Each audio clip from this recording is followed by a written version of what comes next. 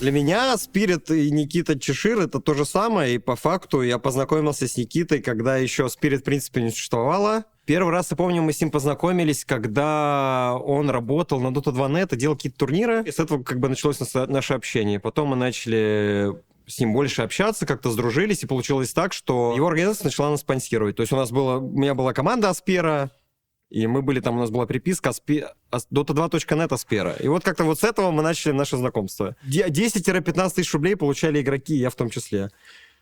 Вот как-то на этом мы ехали. Там, я помню, у нас был состав Боди Айсберг, который потом очень долгое время играл за Спирит уже. Был Хакон, и еще ребята там были. Вот это наш был первый такой составчик, уже первое спонсорство. Это как раз началось с Никиты.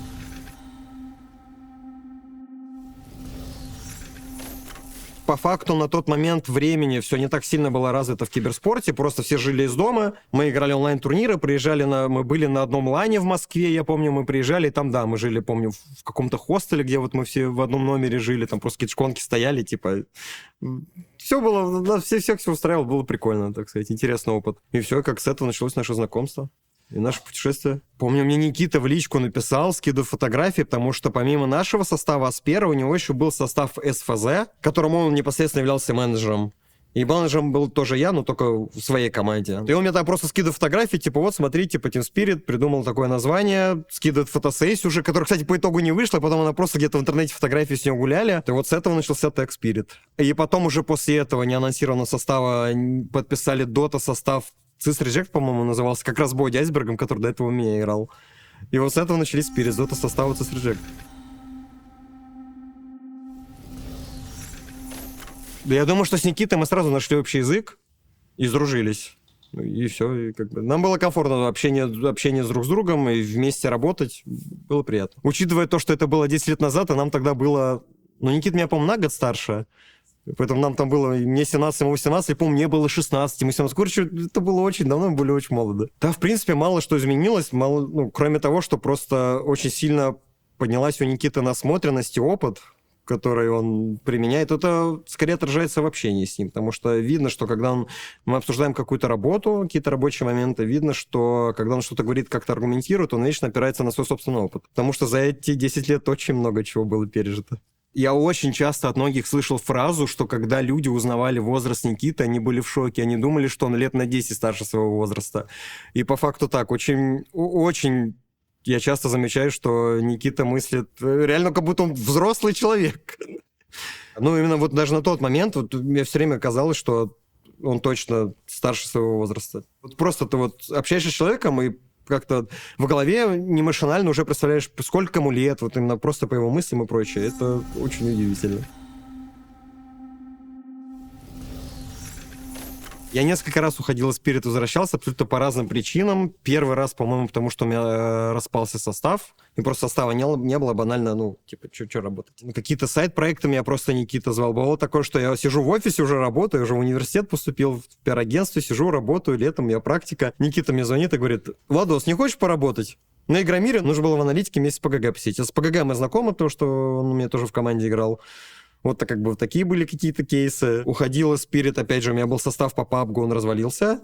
Мы там какое-то время поиграли, в итоге мы закрыли это подразделение, но там у нас был интересный проект. Был момент, когда я занимался магазином Spirit полностью. То есть было так, что Владос, Никита мне говорит: я там хотим полностью переделать магазин, занимайся. Вот тебе программист, они тебе сделают сайт, вот тебе это самое, вот тебе человек, который будет тебе помогать с доставкой, делай. И тут я такой сижу, который ни разу этим не занимался, окей, попробуем, может что-то получится. Февраль 22 года, март, мне звонит Никита, говорит: Владос, примерно месседж был такой от него. Конечно, молодец, прикольно, там в доту поиграл, но возвращайся в Каноху, мне нужен менеджер.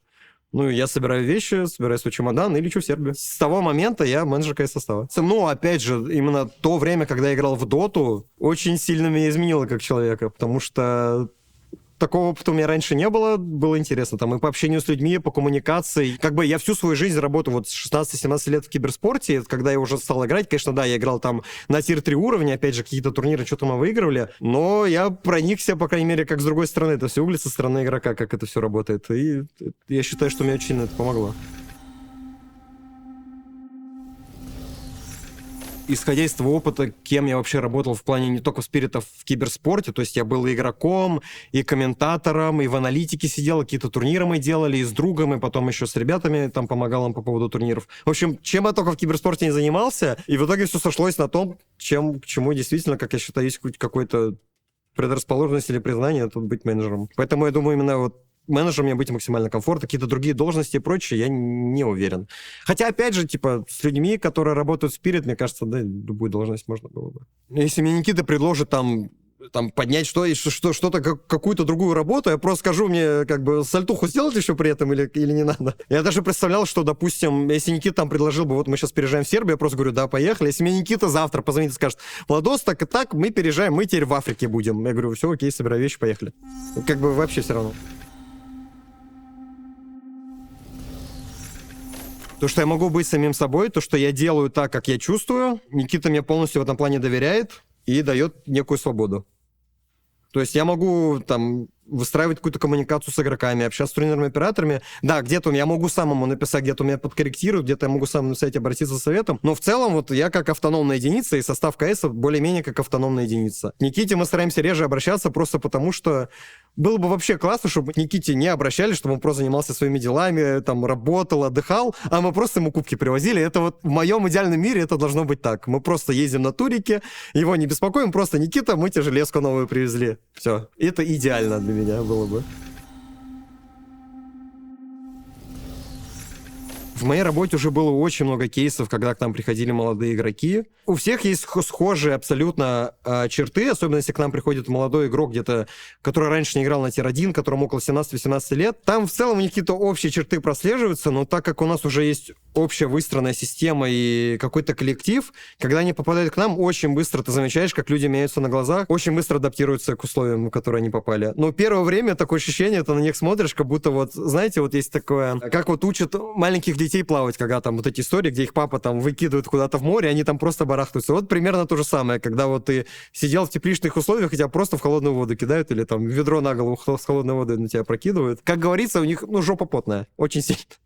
Это очень интересно за этим наблюдать, но стараемся как-то смягчить этот процесс. Когда ты общаешься с игроком и коммуницируешь с ним, и просто начинаешь какую-то работу, ты не должен делать какой-то акцент, что вот это новый игрок, что он, там у него мало опыта и прочее. Ты должен относиться как к остальным.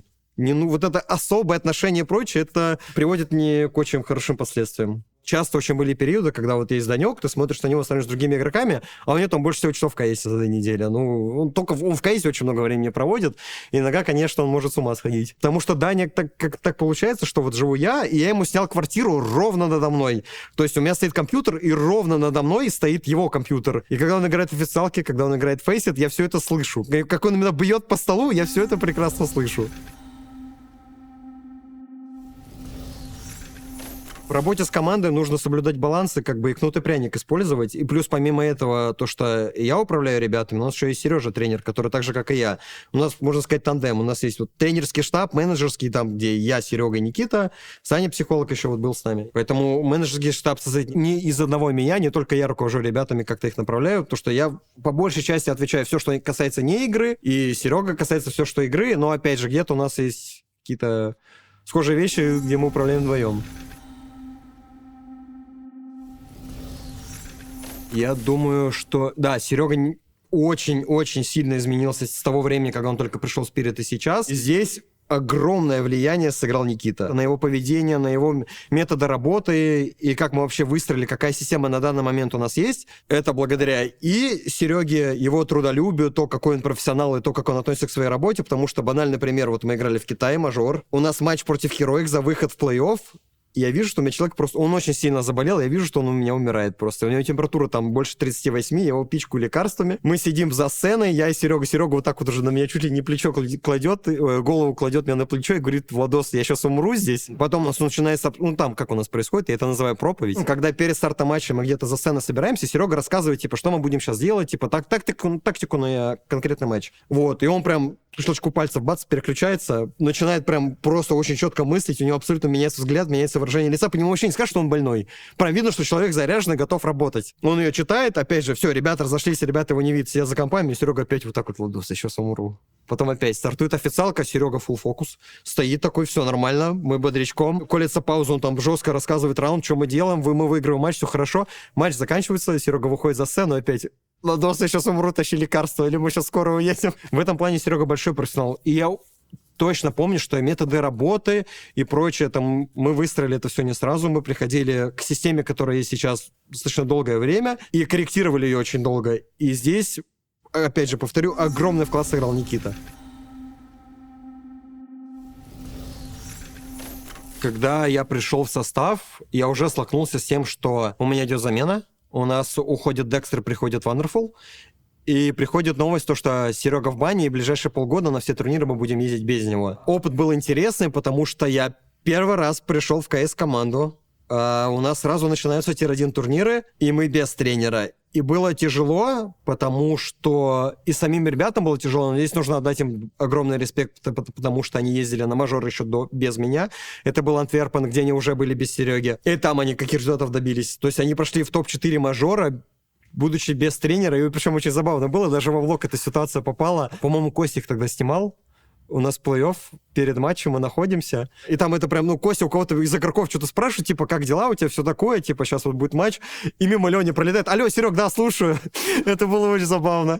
Когда у нас в бане Серега, он все равно присутствовал. И у нас еще был такой момент, помимо того бана, у нас был момент, когда мы выиграли мажор в Китае в декабре, и в январе мы должны были лететь на Blast Bounty в Копенгаген, и Сереги там тоже не было. По личным причинам он тогда находился в Москве, там плановое обследование медицинского проходил, в общем, по здоровью. Его с нами не было, и там мы тоже были без Сереги, но там, конечно, было чуть проще, потому что и мы уже были больше на опыте, и Серега понимал, что делать, потому что вот он как бы был не с нами на лане, но опять же он присутствовал там. Алло, Серега, да, мы слушаем, и Серега им опять же проповедь зачитывал. И план на игру у нас все было. Он просто как бы физически он был не с нами, наверное, и в тот момент, когда был Сережа в бане, примерно мы вот такую же систему использовали, что как бы Серега с нами не на лане, но как бы он всегда с нами в тимспике, он всегда с капитаном на телефоне, то есть любое свободное время, когда вот нужно Серега поговорить, всегда был рядом с нами.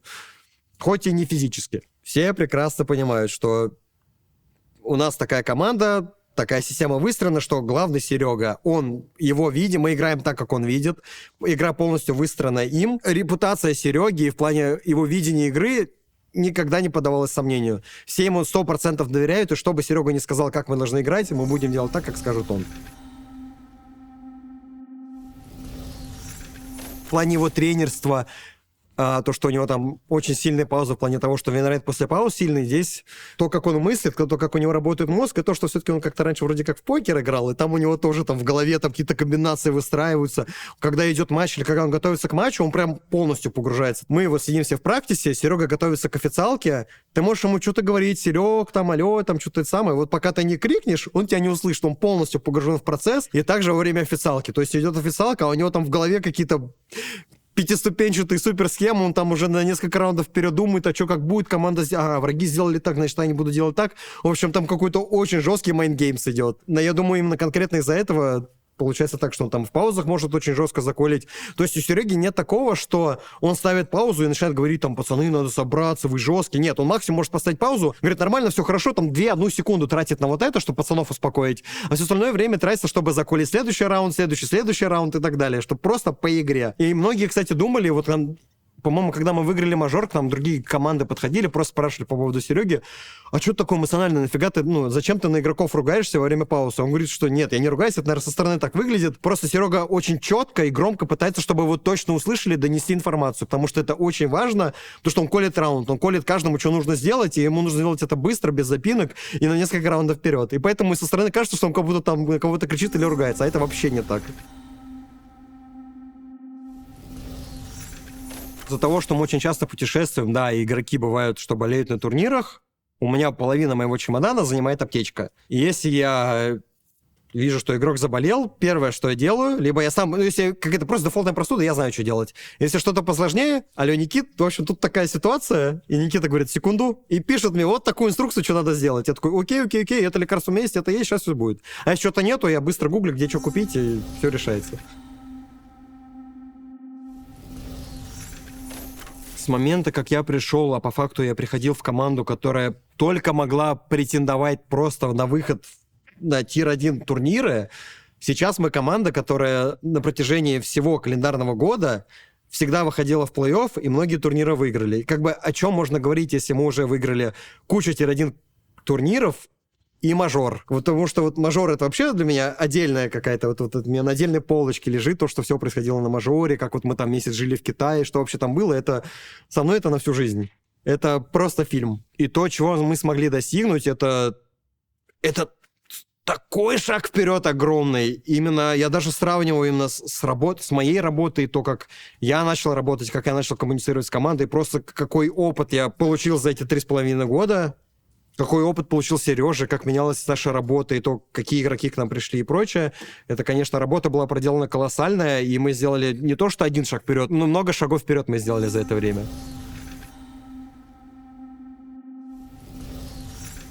Когда я вспоминаю про китайский мажор, первое, что мне вспоминается, это то, что я проспал китайский мажор. Команда полетела на мажор без меня, если что. Вылет, по-моему, у нас был в 8 утра. В 10 утра у нас был вылет, в 8 утра мы должны были быть в аэропорту. Где-то в 9 часов утра, в 9:30 мне звонит Серега и говорит: Владос, типа, мы прошли, а ты где? Типа, что-то мы должны были... Короче, как-то так получилось, что ребята завтыкали, я завтыкал. Мне звонит Серега и спрашивает, где я, а я вообще сплю. Я такой: окей, сейчас буду, чемодан у меня уже был собран, я приезжаю, по-моему... 5 минут, я помню, не спал на регистрацию. В общем, пацаны улетели без меня. Я не сильно расстроился, думал, ладно, типа обидно, потому что у них был прямой рейс, они летели бизнесом, а я по итогу полетел просто вечером с пересадкой через Дубай, но в целом нормально. Это первое, что я вспоминаю. Когда мы приехали в Китай, сначала, типа, мы пока не очень понимали, куда мы попали. Мы не очень понимали, что наш состав значит в Китае, что конкретно Дани значит в Китае, потому что, мне кажется, для китайцев мы приехали туда ноунеймами, а улетали какими-то суперзвездами. Потому что вот было так. Потому что как только мы даже начали проходить, уже мы прошли РМР, попали именно в саму стадию мажора, там уже мы начали выходить на улицу, куча фанатов к нам подходит. Там уже вот вам букет цветов, передайте его Дане, пожалуйста. Куча там игрушек и прочего. Ну, в Китае это принято подарки дарить. И это было очень интересно. Плюс в самом РМРе то, что отборочно на мажор проходили для нас очень тяжело, потому что мы еле-еле как вышли. Был очень великий шанс того, что мы просто даже на мажор не попадем, мы чуть не проиграли. И, в общем, так все складывалось, и такие эмоции я испытывал на протяжении всего этого мажора, абсолютно разные эмоции. И очень плохие, и очень позитивные, и игроки у меня заболевали, и тренер у меня заболевал, в общем, было очень тяжело. И когда в конце все кончается именно так, как оно кончилось, именно даже не то, что мы выиграли мажор, а то, как мы его выиграли, как мы к нему подходили, что вообще на нем происходило. Но в целом то, как мы выиграли мажор, с каким счетом и как это вообще так получилось, потому что мы выиграем первую карту, проиграем вторую, там во влоге мы показывали, какие эмоции были у Димы Шира, то, что он там не справился, там немного с эмоциями его там перекосоебило, но мы вернули его в русло. Эмоции были очень интересные. В целом, когда я смотрю матчи наши, я стараюсь там как-то отвлекаться, смотреть тиктоки и прочее, но тут я смотрю, помню, мы играем мы только начали играть мажор, первую карту, нюк, мы начинаем жестко выигрывать, и тут начинают слезы течь. Первый раз такое. Я сижу один, от всех спрятался, все там на стадионе смотрят вживую, а я просто спрятался у нас в каморке, где телевизор стоит, и у меня просто начинают течь слезы. Я пишу Никите: Никита, у меня аж слезы потекли, типа, я просто с эмоциями сам начал не справляться, потому что, ты месяц в другой стране. Просто тяжело. Куча матчей было сыграно, куча эмоций было пережито, уже было тяжело. И тут ты понимаешь, что, скорее всего, мы его выигрываем, этот мажор, и ты просто не мог в это поверить. А потом еще третья карта, где мы там вроде как вот должны выиграть, и фейзы начинают жестко камбэкать, вот эти там жесткие раунды, прыжок, ноускоп Савика на пленте там и прочее. И в итоге мы выиграем с очень близким счетом. Это, конечно, очень сильно прибавило красок. Я не знаю, что теперь может по эмоциям, какой турнир и как он должен закончиться, чтобы это перебило Шанхай. Поэтому я думаю, Шанхай со мной на всю жизнь останется. В плане эмоций и вообще воспоминаний. Конечно, сказка была. Когда я приходил в КС-состав, у нас помимо этого еще есть Дота-состав, и на тот момент он уже был как бы чемпионом International, и все про них знали, они были там суперзвездами. И было такое ощущение, что как бы есть дотеры, у них там видно и медики больше, и все такое, а мы такие, типа, были немного в тени состава. Как-то близко к сердцу мы это или как-то какой-то ревности не было, но мы просто понимали, что, ну, окей, типа, прикольно, типа, дотеры чемпионы, к ним много внимания и прочее, прочее, прочее. И в первую очередь, о чем я думал, что это хорошо для организации, что у нас есть такой крутой состав, что они выиграли International, что это по факту разделило нас на до и после, когда вот у нас был просто Team Spirit, и были Spirit уже после того, как они выиграли International. То есть это немного уже на другой уровень мы сделали, опять же, шаг вперед. После победы на International дотеров, то спокойно к этому относились. Типа, есть дотер, да, прикольно, они чемпионы International. В какой-то момент, наверное, я даже бы сказал, что мы пытались брать с них примеры, понимали, типа, вот у нас здесь дота состав, они супер чемпионы, мы хотим быть такими же, типа, почему мы должны находиться в тени? Было бы круто, если бы состав тоже был жесткий, типа, это было бы круто для организации. Конечно, да, прикольно, что у нас есть дотеры, которые супер чемпионы, но если еще будем мы, это будет вообще обалденно. Очень долгая история попадания на International у составов Team Spirit. Каждый раз квалификация, каждый раз вторые места, и вот постоянно все по новой. На протяжении, я не помню сколько, но очень много Team Spirit пытались пройти на International. Собирали классные составы, как, ну, вот, бумаги они выглядели очень классно. Там были именитые игроки, суперопытные, и были смесь с молодыми, и были игроки, которые уже были непосредственно в их International, занимали там неплохие места, и каждый раз неудача. И тут меняется полностью подход, появляется Корбан, приходят молодые игроки, опять выходим в финал, и из того, что я слышал, они сидят в Москве, у нас на буткемпе, там-то у них не работает кондиционер, они там полуголые сидят. Шанс того, чтобы мы не вышли на 10-й International, был велик, потому что все было очень сильно на грани, у всех было как-то, Серега любит, наш тренер, говорить, трясогузка была просто ебейшая.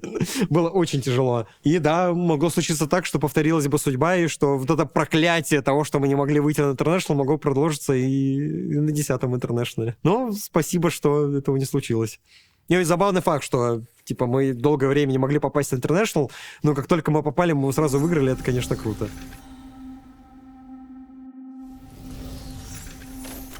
Я помню первые мысли Никиты, когда дотеры только выиграли International, потому что мы тогда вместе находились в Монтевилле у нас на буткемпе. Одна из первых его мыслей была о том, как сейчас это все не проебать. И я думаю, он очень сильно думал об этом и выстраивал план, как сделать так, что вот сейчас они выиграли, все это не потерять, потому что примеров была масса. Была команда Wings, были еще команды, которые выигрывали, даже не только в доте, а просто добивались какого-то успеха, выиграли суперкрупный турнир, и после этого просто пропадали. Я думаю, одна из главных задач, с которой Никита успешно справился, это сохранить то, что есть.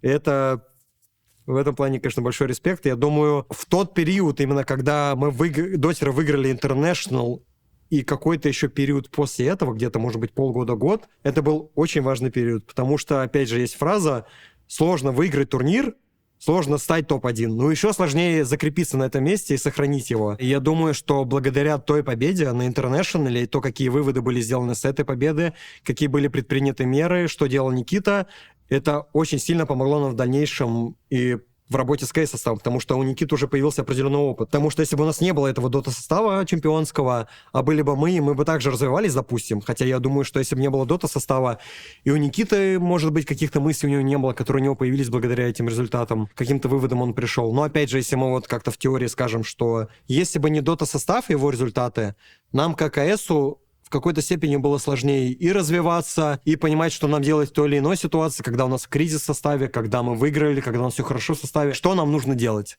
И вот когда у тебя уже есть рабочий кейс, пройденный с дотерами, и Никита пережил все это и передает этот опыт мне и Сереже, намного все проще. Первое, что он сделал, все приехали обратно в Москву, он всем снял отель, и они вместе долго сидели, разговаривали. Вот то, что я... У меня не было на том разговоре, но я точно знаю, что это было.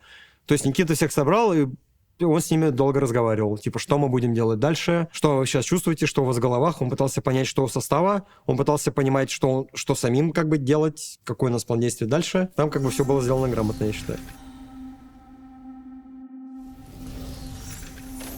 Суперсила Никиты в том, что у него просто светлая голова, и что он очень умный человек.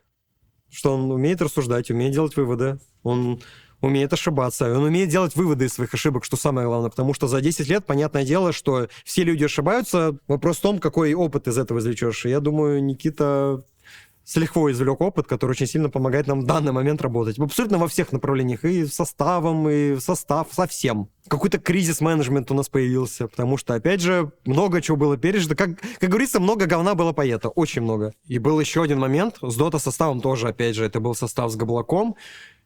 И я думаю, тот момент разделил отношение к команде, к игрокам Никиту на до и после, потому что до того момента, который произошел, Никита был достаточно близок с игроками. Они часто проводили вместе время на буткемпе, как бы там был дота-состав, и был Никита все время рядом, часто с ними общался, проводил вместе время. И в тот момент он еще очень сильно доверял мнению игроков. В какой-то степени был на поводу игроков, потому что понимал, что у него там был в составе Габлак, который такой олдскул, он очень давно, а Никита тогда был не такой опытный, он только, можно сказать, начинал. Он часто прислушивался к его мнению, и случилось так, что там были изменения в составе, и по факту потом, если уже рассуждать, были сделаны ошибки в составе в плане ротации, кого нужно было кикнуть, кого оставлять и прочее, прочее, прочее. И они были совершены просто потому, что Никита был очень сильно подвержен мнению игроков. Вот с тех пор начало меняться его отношение. Никита стал отстраняться от игроков. То есть он общался с менеджментом, у него есть я, есть Руслан, менеджер, есть Корбан. Вот теперь Никита управляет составом только через менеджмент, через тренера, через тренера и через менеджеров непосредственно.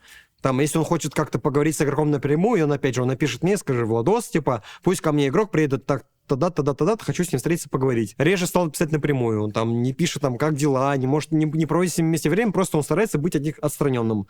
Потому что если нужно будет проводить какие-то изменения в составе, или просто принимать какие-то ключевые решения по поводу, какие турниры играем, какие нет. Мы выстроили такую систему, то, что игроки абсолютно никак в этом не участвуют. Мы максимум можем иногда спросить, типа, а что ты думаешь вот насчет этого? Типа, просто, можем, как лакмусовая бумажка, просто спросить, что в составе происходит. Мы можем у них спросить какое-то мнение, но какие-то ключевые именно, чтобы решения игроки в составе не принимают, и в целом, наверное, это одно из ключевых решений и одна из ключевых систем, то, как у нас работает по сравнению с другими организациями, где я очень часто слышу до сих пор, хотя вот уже много времени прошло, я думаю, могли уже многие сделать выводы, что когда игроки рулят составом, это не есть хорошо абсолютно. Дело игроков играть в игру и делать, что им говорят. Все. Они не должны принимать, с кем они хотят играть. В плане, они не могут говорить, кого они хотят кикнуть, кого не могут. Не принимают решения, какие турниры мы будем играть, какие нет. То есть все на менеджменте. Ваша задача просто играть и чисто погружаться в игру. Все остальное организация берет на себя. И как мы видим по кейсам, все успешно.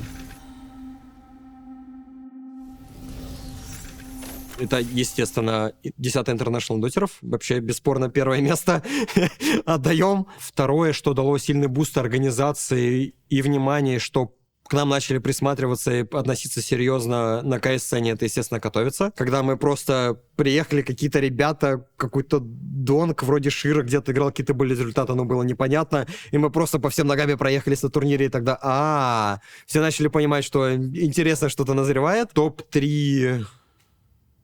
Наверное, мажор, все-таки потому что это мажор по КСу. Когда мы окончательно всем дали понятие сами себе, что мы тир-1 организация не только в доте, но и в КСе, что мы тир-1 состав, что мы можем с всеми конкурировать, мы можем побеждать, и это уже был не рандом, что это...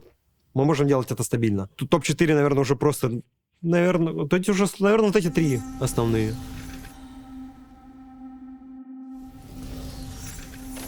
Просто станем больше. Просто будет масштабирование. Есть 2 мейн-состава, есть еще мобилки, но 2 мейн-состава, с которыми Никита непосредственно работает напрямую, которые получают больше всего ресурсов, больше всего внимания и прочее, прочее, прочее. Это 2 состава, это дотеры и мы, кейсеры.